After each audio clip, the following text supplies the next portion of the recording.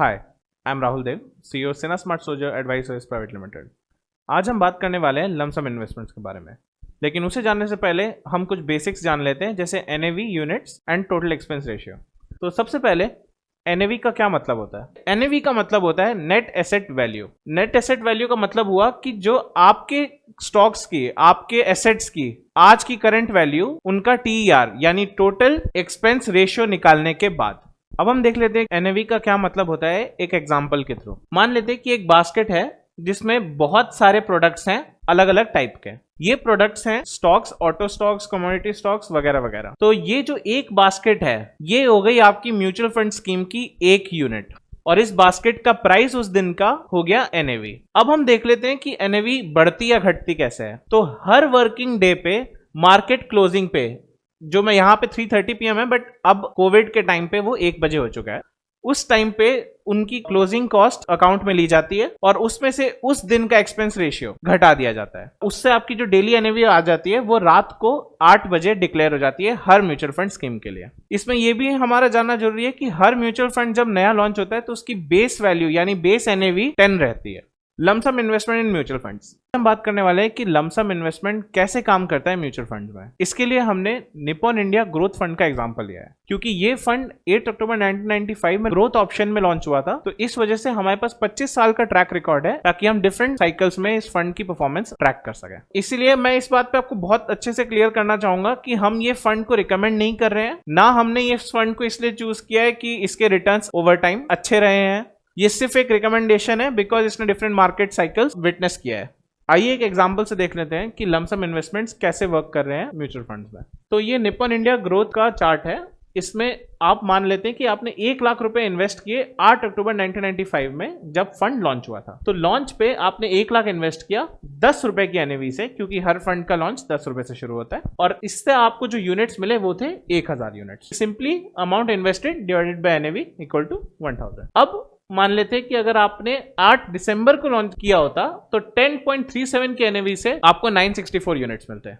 इससे आप ये समझ गए कि यूनिट्स कैसे कैलकुलेट हो रहे हैं। जैसे हम देख लेते हैं कि अगर हमने अलग अलग सालों के लिए जो इन्वेस्ट किया है उसकी क्या वैल्यूएशंस रहती है अगर हमने 1 लाख इनिशियली इन्वेस्ट किया होता और उसके बाद हमने कोई सरप्लस इन्वेस्टमेंट नहीं किया। अब हम केस देख लेते हैं, किसी बंदे ने 8 अक्टूबर 95 यानी फंड के लॉन्च पे 1 लाख रुपए इन्वेस्ट किए होते हैं। अब उसने 8 अक्टूबर 95 में इन्वेस्ट किया 1 लाख रुपए 10 रुपए की एनएवी पे, तो उसकी यूनिट्स आई 10,000। अब उसने 10 साल के लिए इन्वेस्ट कर दिया, तो 2 सितंबर 2005 यानी करेक्ट 10 इयर्स बाद उसकी एनएवी थी 167। इसके भाव से उसको मिला 16,75,000 रुपीज। तो उसका सीएजीआर रिटर्न पड़ा 32.56% का। अब सेम चीज उसने अगर 15 साल के लिए इन्वेस्ट किया होता 8 अक्टूबर 95 में स्टार्ट करके, और उसने 2 सितंबर 2010 में निकाले होते, तो उसकी वैल्यू आज होती 48,66,367 रुपीज। इससे आपका सीएजीआर बैठा 29.56% का। उसने वही 20 साल के लिए इन्वेस्ट किया होता तो उसकी 78,02,040 रुपीज होते, तो उसका सीएजीआर बैठा 24% का। यहाँ पे आप समझ रहे होंगे कि हमने काफी अच्छे टाइम पे इन्वेस्ट किया, जब मार्केट बिल्कुल शुरू ही हुआ था, 10 रुपए की एनएवी थी, उसकी लोएस्ट एनएवी थी, उस टाइम पे हमने इन्वेस्टमेंट शुरू किया, तो हमारे रिटर्न्स इतने अच्छे रहे। अब मान लेते हैं कि इसके बाद इसने 2 मार्च 2000 को एक पीक बनाया 47.56 एनएवी का, जिसके बाद से इसकी वैल्यू 3 अक्टूबर 2001 में घट के 16 हो चुकी थी। यानी अगर किसी बंदे ने 1 लाख रुपए यहां इन्वेस्ट किए होते तो उसकी वैल्यू 1 साल बाद ही 35,000 हो गई होती। अब हम देखते हैं कि 2 मार्च 2000 में किसी ने इन्वेस्ट किया अगर 1 लाख रुपए, तो उसकी 10 साल बाद क्या वैल्यू होती। 2 मार्च को उसने 1 लाख रुपए इन्वेस्ट किए, उसकी यूनिट्स आई 2102.61, 47.56 की एनएवी पे। तो 10 साल बाद इसकी वैल्यू हो गई 8,76,880 रुपीज, यानी उसका सीएजीआर बैठा 24.25% का। अब किसी ने 15 साल के लिए इन्वेस्ट किया होता तो उसकी वैल्यू होती 17,32,357, यानी 20.94 का सीएजीआर। अब उसने वही 20 साल के लिए इन्वेस्ट किया होता तो उसकी 25,02,100 रुपए होती, तो ये 17.47 का सीएजीआर बैठा। अब ये तो हो गया कि हमने किसी बैड सिचुएशन के टाइम पे इन्वेस्ट किया। अब हमने मान लेते हैं कि मार्केट के बॉटम आउट होने के बाद हमने इन्वेस्टमेंट शुरू किया, यानी 3 अक्टूबर 2001 में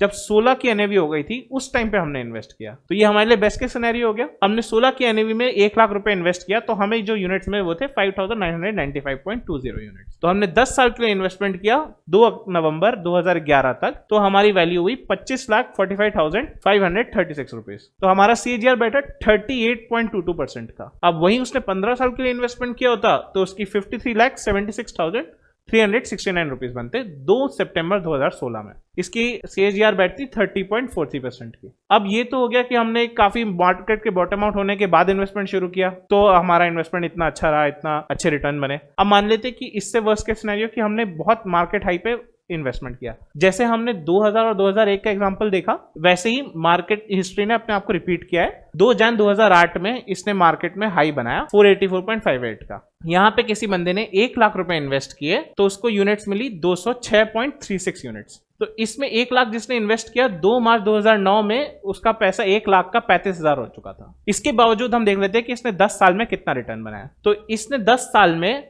1141.71 की NAV से 4 दिसंबर 2017 में 2,35,608 रुपीज बनाए, यानी सिर्फ 8.95% का CAGR बना। अब हम देख लेते हैं कि 2 मार्च 2009 में अगर किसी ने इन्वेस्टमेंट किया होता, यानी एक बहुत ही वर्स्ट टाइम पे उसने इन्वेस्टमेंट किया, 190.47 के NAV पे उसने इन्वेस्टमेंट किया, यानी मार्केट जब बॉटम आउट हो गया तब उसने इन्वेस्टमेंट शुरू किया। 1 लाख रुपए का उसको मिले यूनिट्स 525 यूनिट्स। तो 10 साल बाद 4 फरवरी 2019 में इसकी वैल्यू रह गई 5,43,628, यानी इसमें 18.45% का रिटर्न बनाया। तो अब आप देख सकते हैं कि हमने वर्स्ट के सिनेरियो में जब हमारी 484.58 जब मार्केट हाई पे हमने इन्वेस्टमेंट शुरू किया तब भी हमारा रिटर्न 8.95 रहा है, जो किसी भी FD से ज्यादा है। अब हम देख लेते हैं कि सिर्फ 2-3% में कितना डिफरेंस आ जाता है ड्यू टू कंपाउंडिंग। अब कंपाउंडिंग को 8th wonder of the world इसलिए बोला जाता है क्योंकि सिर्फ 2-3% में उसके रिटर्न्स में काफी फर्क आ जाएगा over a period of 10 to 15 years. अब देखते हैं कैसे। अब हमारा यहाँ पे CAGR रिटर्न रहा है 7.1% अलग अलग PPFs का, इसमें और 14% जो आपके इक्विटी म्यूचुअल फंड्स में टिपिकल रिटर्न रहा है उसमें कितना फर्क आ गया। अब 7.1% से हमने 1 लाख रुपए इन्वेस्ट किए 10 साल के लिए, तो इसकी वैल्यू हुई 1,98,561। वहीं 14% में आपका यही एक 10 साल का रिटर्न हो गया 1 लाख रुपए का 3,70,722। अब 15 साल में 7.1% से आपका रिटर्न रहता 2,79,796। वहीं 14% से ये रिटर्न बन जाता 7,13,793 रुपीज। सेम 20 इयर्स में आपकी PPF की वैल्यू रहती 3,94,266 रुपीज, बट 20 साल में आपका 14% से रिटर्न बन गया होता 13,74,348 रुपीज। अब हम देख लेते हैं कुछ dos and don'ts in mutual fund. अगर आप म्यूचुअल फंड में इन्वेस्ट कर रहे हैं तो ये चीजें आपको जरूर फॉलो करनी चाहिए। सबसे पहले कि आप मार्केट को टाइम करने की कोशिश ना करें, आप मार्केट में टाइम स्पेंड करें। जैसे हमने अभी देखा कि वर्स्ट के सिनेरियो में, वर्स्ट से वर्स्ट के सिनेरियो, हिस्टोरिकली वर्स्ट के सिनेरियो में आपका रिटर्न रहा था 8% म्यूचुअल फंड में।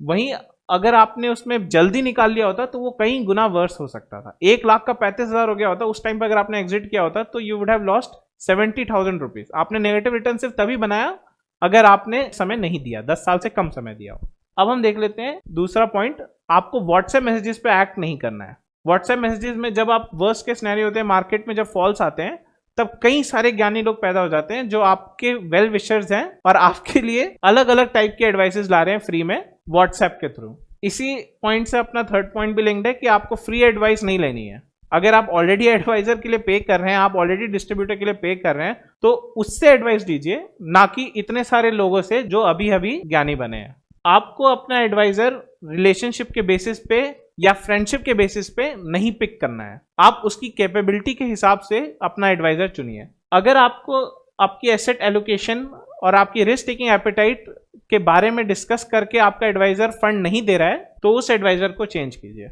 आपको बेस्ट फंड्स के पीछे नहीं भागना है। बेस्ट फंड्स कभी कभी कुछ 1-2 सालों में बेटर रिटर्न्स दे रहे होंगे, बट उनके पीछे का क्या फंडा चल रहा है ये आपके एडवाइजर को समझ में आएगा। अपने एक्सपेक्टेशंस और अपनी इन्वेस्टमेंट कैपेसिटी दोनों को हैंड इन हैंड रखिए। आपकी एक्सपेक्टेशंस रियलिस्टिक होनी चाहिए। अगर आप 20,000 रुपए इन्वेस्ट कर रहे हैं तो 10 साल में 3 करोड़ रुपए वो नहीं बन जाएंगे। वो पर्टिकुलर रिटर्न के बेसिस पे 13 to 14% रिटर्न के बेसिस पे जो रिटर्न आ सकता है, आपका एडवाइजर आपको उस टाइप के ही फंड्स दे पाएगा।